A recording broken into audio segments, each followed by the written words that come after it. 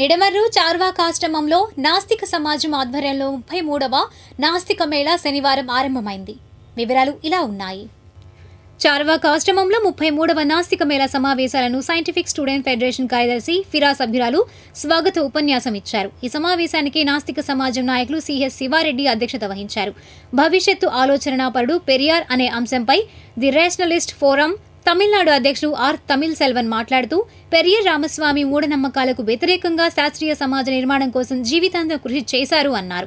నేడు పిల్లలకు మనం శాస్త్రీయ అవగాహనను పెంపొందిస్తూ వారు చదువులలో రాణించే విధంగా మనం కృషి చేయవలసిన అవసరం ఎంతైనా ఉంది. పిల్లలకు శాస్త్రీయ ఆలోచన నేర్పించినప్పుడే ఒక మంచి సమాజం వైపు పయనం చేస్తారని చెప్పారు. సైన్స్ మీద మాదా అనే అంశంపైన AIIMS Raipur professor K Vijay Kumar మాట్లాడారు.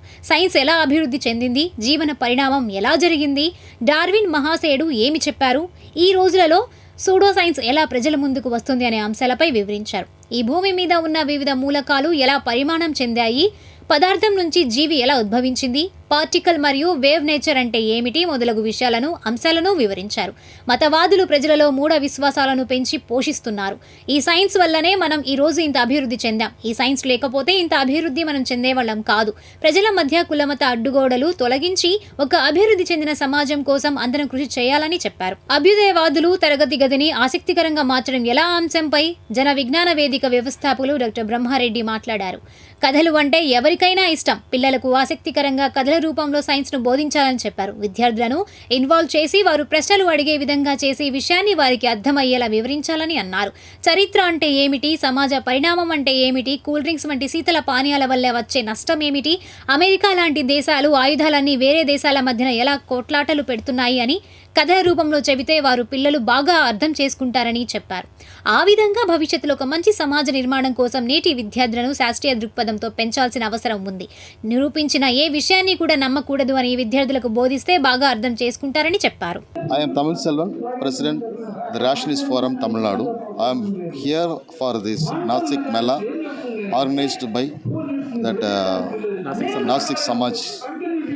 It's a wonderfully organized wonderful organization here. They are doing a very good service to the humans regarding that rationalism, spreading the rationalism into the people, scientific temper to the people. And here we are organizing a 2 days Mela for that spreading the rationalism and spreading the nationalism,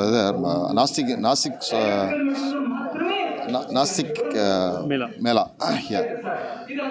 It's a 2 days program here, and we all over from India. Many states are participating here. Many organizations are from various places in India participating here.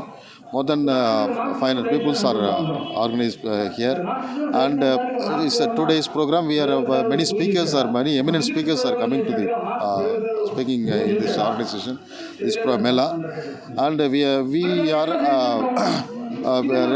are promoting the scientific temper to the people, students, and to the young minds.